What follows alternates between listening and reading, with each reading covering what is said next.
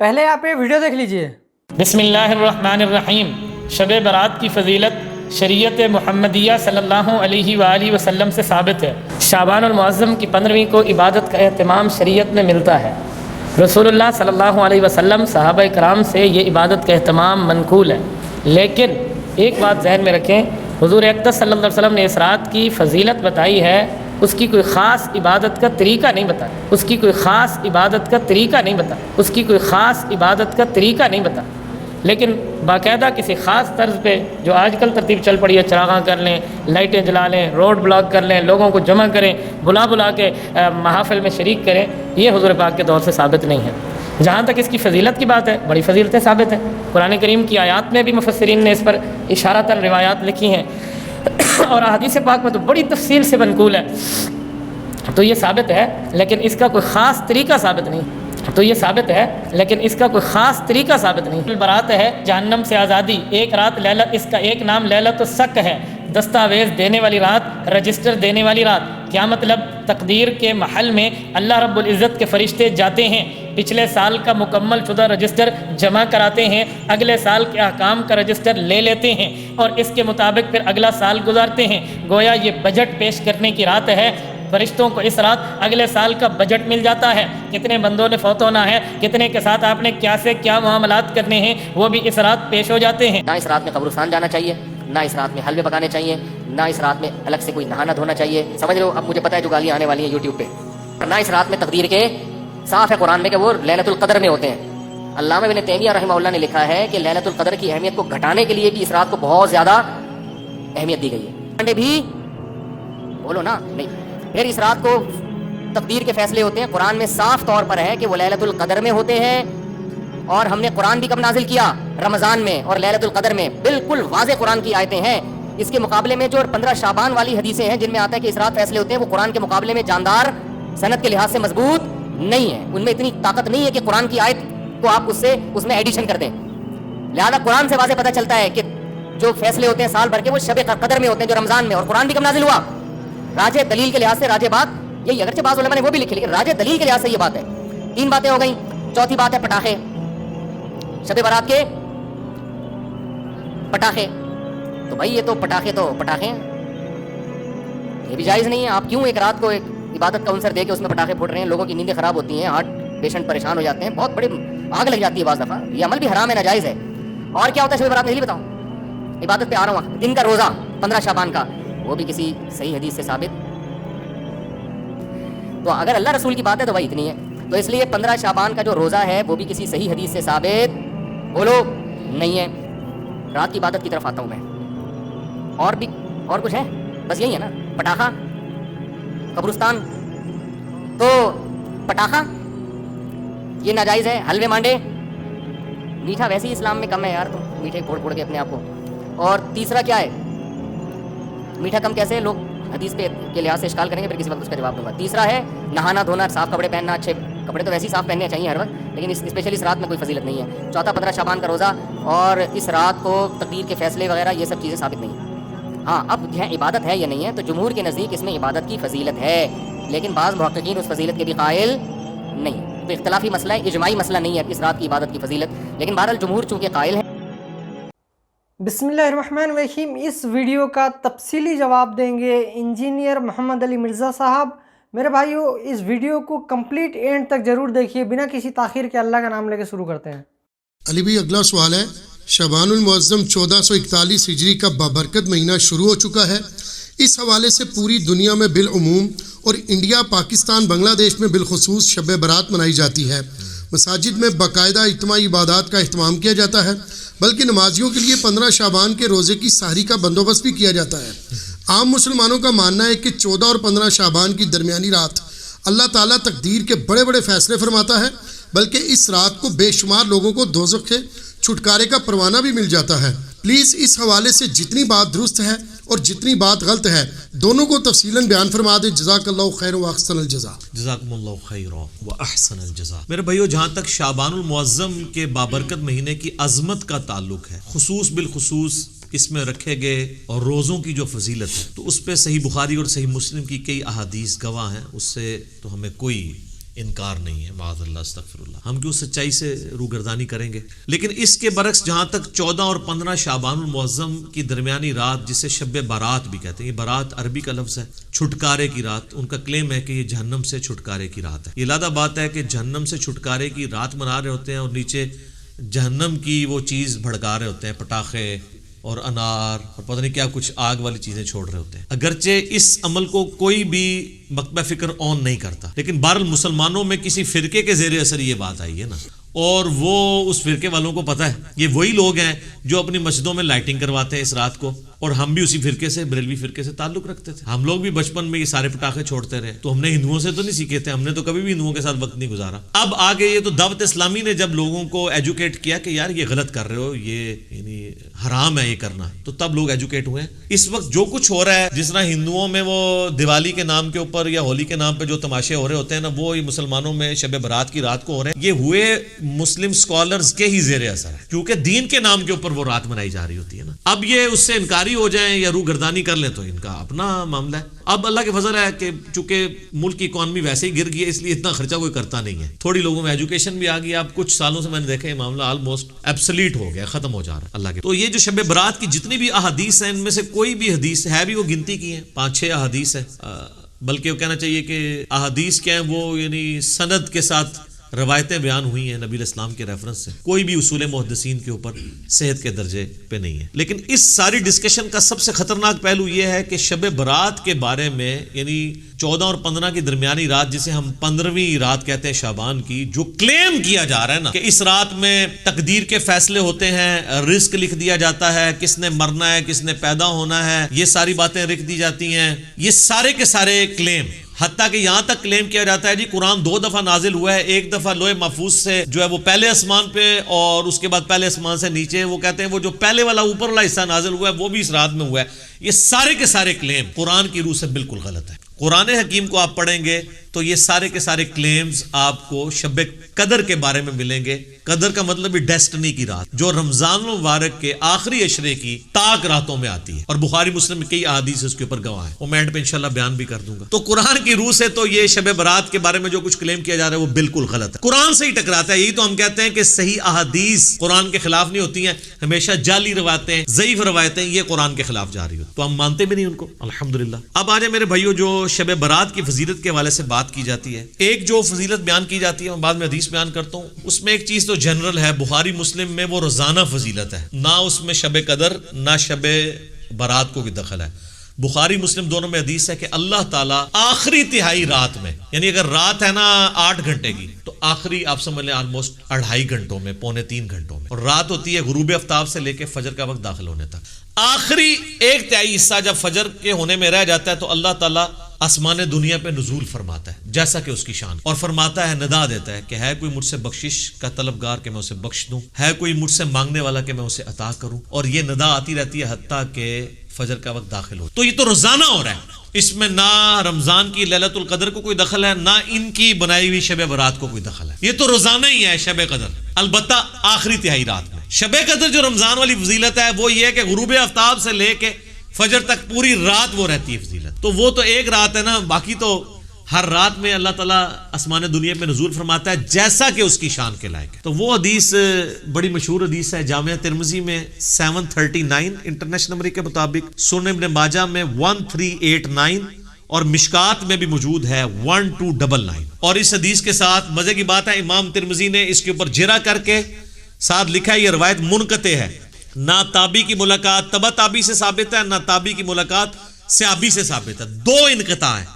حتیٰ کہ امام ترمذی نے اس حدیث کے ساتھ لکھا ہے کہ میں نے اپنے استاد امام بخاری سے یہ پوچھا تو امام بخاری بھی اس حدیث کو ضعیف بتاتے تھے، امام بخاری بھی ترمذی بھی۔ اور ڈاکٹر طاہر القادری صاحب اپنے شب برات کے لیکچر میں یہ حدیث ترمذی سے کھول کے پڑھ رہے، کہتے ہیں ترمذی پڑھ رہا ہوں صحاح ستہ میں سے، اور وہ حدیث پڑھنے کے بعد نا اینڈ پہ ٹھٹک گئے، کیونکہ اس کے بعد لکھا ہوا تھا، ان کو تو پتا تھا نا کہ امام ترمذی کہہ رہے کہ نہ میرے نزدیک یہ روایت ٹھیک ہے نہ امام بخاری کے نزدیک۔ تو ڈاکٹر صاحب ہم تو آپ کے دلائل بھی سامنے رکھتے ہیں، آپ ذرا جرت کرتے ہیں نا اور لکھتے کہ امام ترمذی نے اور بخاری نے کہانی کرائی ہے، میں وڈا کوئی اسکالر ہوں محدث ہوں، ترمذی کے ریفرنس سے لی 739 ترمذی، سنن ابن ماجہ 1389، مشکات 1299۔ وہ بڑی مشہور حدیث کے سیدہ عائشہ کہتی ہیں، یہ روایت مطلب کمزور ہے، میں بیان کر رہا ہوں ایک رات نبی علیہ السلام کو ہم نے بستر پہ غائب پایا تو میں اٹھی, میں نے یہ گمان کیا کہ اللہ کے نبی علیہ السلام کسی اور بیوی کے پاس نہ چلے گئے ہوں. تو میں نے دیکھا آپ بقیع غرقد میں گئے ہیں, اور وہاں پہ نبی علیہ السلام کو میں نے جب پایا تو آپ نے فرمایا عائشہ تم نے کیا سمجھا کہ اللہ اور اس کا رسول تم سے خیانت کریں گے, یعنی میں کسی اور بیوی کے پاس چلا جاؤں گا. آپ صلی اللہ علیہ وآلہ وسلم نے فرمایا عائشہ یہ آج شعبان کی 15ویں رات ہے, اس رات اللہ تعالیٰ آسمان دنیا پہ تجلی فرماتا ہے اور بنی کلب کی بکریوں کے بالوں کے برابر لوگوں کی مغفرت کر دیتا ہے. تو یہ وہ حدیث ہے. ویسے قبرستان جانا ٹھیک ہے, مسلم شریف میں اوپر تلے 10 احادیث ہیں, اسی کو سپورٹنگ بالکل اسی طرح کی ایک حدیث ہے جس میں اما عائشہ نبی علیہ السلام کے پیچھے گئی ہیں. تو اس میں وہ کہتی ہیں کہ نبی علیہ السلام نے بقیع غرقد کے مردوں پہ 3 دفعہ یوں ہاتھ اٹھا کے دعا کی. قبرستان میں ہاتھ اٹھا کے دعا کرنا بھی سنت, رات کے وقت جانا بھی سنت. اور اس میں آگے الفاظ ہے کہ جبرائیل علیہ السلام میرے پاس اللہ کا پیغام لے کے آئے تھے کہ بقیع غرقد والوں کے لیے دعا کرو مغفرت کی. نبی علیہ السلام نے قبرستان جانا ٹھیک ہے, وہ عام دنوں میں آپ جائیں, اس دنوں میں لوگ وہ پھولوں والوں کی بھی چاندی ہوئی ہوتی ہے, کس طرح ٹریفک بلاک ہوئی ہوتی ہے اور لوگ جا رہے ہوتے ہیں. اس ایک خاص رات میں جانا کوئی ثابت نہیں ہے, ویسے آپ ضرور جائیں. اچھا تو یہ حدیث کمزور, اس کے علاوہ تو بہت کمزور ہے, یہی سب سے مضبوط ہے جو پیش کرتے ہیں. ایک سنن ابن ماجہ میں 1390 ہے اور مشکات میں 1306 ہے, جسے البانی نے ضعیف جمع ضعیف لگا کے حسن درجے تک پہنچایا ہے کہ جی اس رات اللہ تعالیٰ سب کی مغفرت کر دیتا ہے سوائے شرک والے کے اور مسلمانوں کا کینہ دل میں رکھنے والے کے. تو البانی نے حسن کہہ دیا تو وہ بریلوی کہتے ہیں جی البانی صاحب نے حسن کہا ہے. البانی صاحب نے ضعیف جمع ضعیف حسن کہا ہے, حالانکہ انتہائی ضعیف روایت ہے. اس میں 2 سکم ہے. نمبر 1 2 راوی ہیں, دونوں ان نون ہیں, مجہول, زبیر بھی اور عبد الرحمن بھی.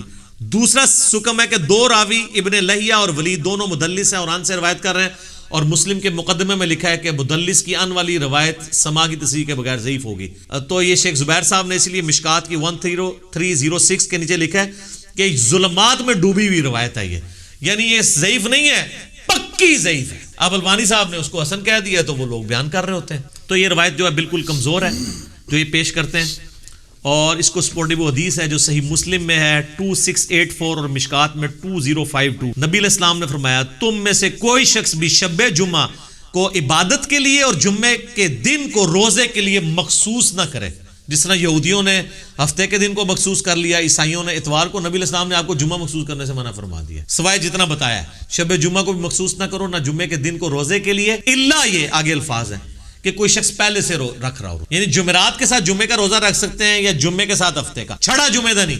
تو جو لوگ کہتے ہیں یار بیچارے شب برات میں عبادت بھی کر رہے ہیں, خیر ہے انہوں نے اگر ایک عبادت کے لیے مخصوص کیا ہے, کوئی ناچ گانا تو نہیں کر رہے, تو نبی علیہ السلام نے تو جمعے کے دن کو عبادت کے لیے مخصوص کرنے سے منع کر دیا ہے, روزے کے اعتبار سے اور شب جمعہ کو جس کی فضیلت تھی. تمام جمعے کا دن صحیح مسلم میں آتا ہے کہ یہ تمام دنوں کا سردار ہے, اس دن آدم علیہ السلام پیدا ہوئے اور اس دن قیامت بھی قائم ہوگی. اور ابو داؤد ترمذی میں حدیث ہے کہ جمعے کے دن مجھ پہ کثرت سے درود پڑھو, تمہارا درود مجھ پہ پیش کیا جائے گا. یہ یوم مشہود ہے. صحابہ نے کہا جب آپ علیہ السلام فوت ہو جائیں گے اور آپ کی ہڈیاں مٹی میں مل جائیں گی, اللہ اکبر کبیرہ, 295 سیل آدھے نہیں تھے مولویوں نے. حضور نے کوئی گستاخی نہیں فرمایا, اللہ تعالیٰ نے حرام کیا ہے مٹی کے لیے کہ وہ نبیوں کے جسموں کو کھائے. ان اللہ حرم علی الارض ان تاکل اجساد الانبیاء, تو نبی جو ہیں ان کے جسم سلامت ہے. اس سے مسئلہ بھی تو کلیئر ہو گیا نا. تو جمعے کا دن اتنا بابرکت دن ہے درود شریف کے حوالے سے, ہر اعتبار سے اسے بھی کہا گیا مخصوص اس حوالے سے نہیں کرنا, نہ شب جمعہ کو. پھر جو میں نے شروع میں بات کی تھی کہ قرآن حکیم کا مقدمہ تو اس کو سپورٹ ہی نہیں کرتا. یہ شب برات کی فضیلت میں قرآن کی جو آیت لے کے آتے ہیں نا, وہ سورہ الدخان سورت نمبر 44, اسی میں نے مسئلہ 44 رکھا تھا. اس کی شروع کی 6 آیات, اعوذ باللہ من الشیطان الرجیم, حامیم والکتاب المبین انا انزلناہ فی لیلۃ مبارکۃ انا کنا منذرین فیہا یفرق کل امر حکیم. حامیم, اس کتاب مقدس کی قسم, ہم نے بے شک اس قرآن کو ایک بابرکت رات میں اتارا ہے, اور جس رات میں اللہ کی قدرت کے کام اللہ تعالیٰ یعنی فرشتوں کو اسائنمنٹس بانٹ دیتا ہے اور اپنے رب کی طرف سے یہ چیزیں نازل ہوتی ہیں, ہم بھی فرشتوں کو بھیجنے والے ہوتے ہیں. یہ کہتے ہیں جی یہ وہ رات ہے جو شب برات ہے. ہم کہتے ہیں یار قرآن خود بتا رہا ہے کہ وہ رات جس میں اللہ تعالیٰ نے قرآن نازل کیا وہ رات کون سی ہے. قرآن میں تو 2 راتیں تو نہیں آئی ہیں. وہ کہتے ہیں 2 راتیں ہیں, ایک میں نا لوہے محفوظ سے پہلے سمان پہ آئی ہے, دوسرے سے نیچے آئی ہے. تو قرآن تو ایک رات کو ہی جانتا ہے, دوسری رات کو تو جانتا ہی نہیں قرآن. جس طرح اللہ تعالیٰ سورہ یونس میں کہتا ہے کہ اللہ کے علم میں تو کوئی اور الہ نہیں ہے سوائے میرے. مراد یہ کہ ہے ہی کوئی نہیں ہے, یہ نہیں ہے کہ اللہ کے علم میں نہیں کوئی ہے, اللہ کہتا ہے. تو میں کہتا ہوں قرآن تو نہیں جانتا. قرآن تو آپ کو یہ کہتا ہے کہ وہ رات کس مہینے میں ہے یہ بھی بتاتا ہے. سورۃ البقرہ آیت نمبر 185, شہر رمضان الذی उनज़िला फ़ीहिल क़ुरान, उनज़िला फ़ीहिल क़ुरान हुदल लिन्नास व बय्यिनातिम मिनल हुदा वल फ़ुरक़ान।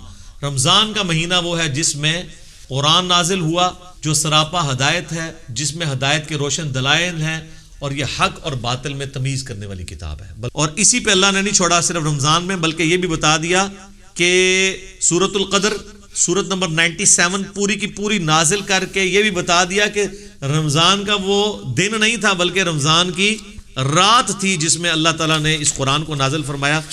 और ये जनाब शब क़द्र लैलतुल क़द्र की फ़जीलत है कि इसकी फ़जीलत में पूरी सूरत नाजिल हुई है। 97 नंबर सूरत कुरान पाक की। औज़ु बिल्लाहि मिनश शैतानिर रजीम, बिस्मिल्लाहिर रहमानिर रहीम।